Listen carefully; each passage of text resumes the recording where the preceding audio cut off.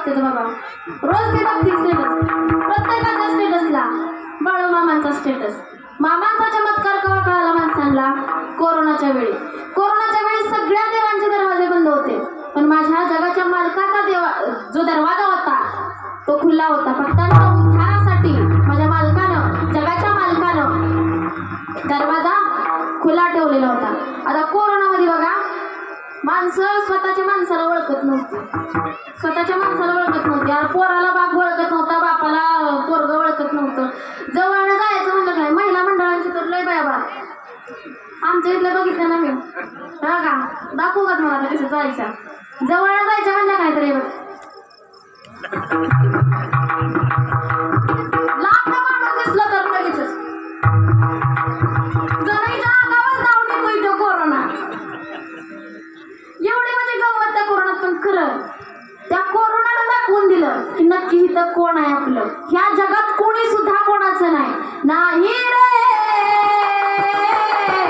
नाही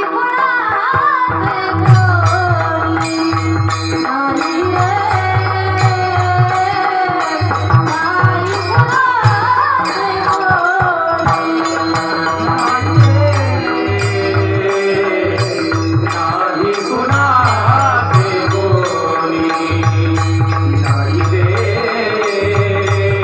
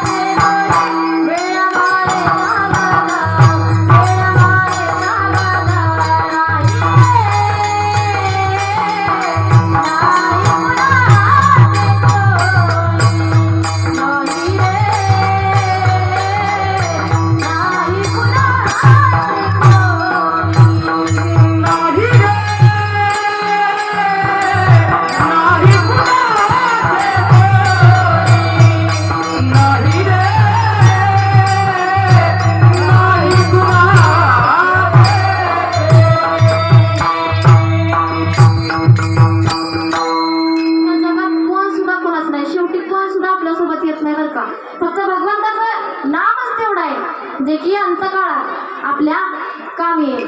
मग त्या कोरोनात कळत की नक्की आपलं कोण आहे आणि फरक कोण आहे. खरं सांगू, त्या कोरोनात म्हणजे घरात बाजार भरायचं म्हटलं तरी अवघड झालं होतं. दुकानं बंद, बरं दुकानं बी बंद असू द्या, त्यातनं बी एखाद्याने आणून दिला असता, पण कोण जवळ यायला तयारच नाही ना.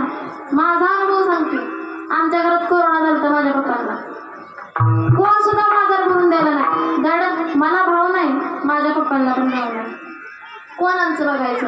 पण तेवढ्या कठीण परिस्थितीमधून सुद्धा बाळूमामांची कृपा झाली आणि माझे पप्पा सुखरूपपणे वाचले. हे ताकद आहे बरं का मामाची, हा महिमा आहे म्हणून मामांवर ठेवलेली श्रद्धा ती कधी सुद्धा वाया जात नाही. मामांवर विश्वास ठेवा.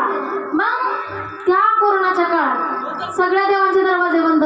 मग मामांच्या तळावर गेल्यावर आम्ही गेलतो लॉकडाऊनमध्ये, म्हणजे कोरोना होतं तेव्हा मामांच्या तळावर, आणि गेलो दर्शन रांगेला उभं राहिलो. मामांचं दर्शन घेतलं आणि पुढं पुजारी भंडारा लावतात का नाही त्यांच्याजवळ गेलो. ते म्हणले आम्ही तुम्हाला भंडारा लावू शकत नाही. म्हणलं का? आम्हाला नाही झाला कोरोना, लावा आम्हाला भंडारा. म्हणले नाही लावू शकत. कारण तरी सांगा. तुम्ही पहिले मास्क काढा मग तुम्हाला भंडारा लावतो. तिथं ज्यांना मास्क घातलेला नसेल त्यालाच भंडारा लावायला जायचा.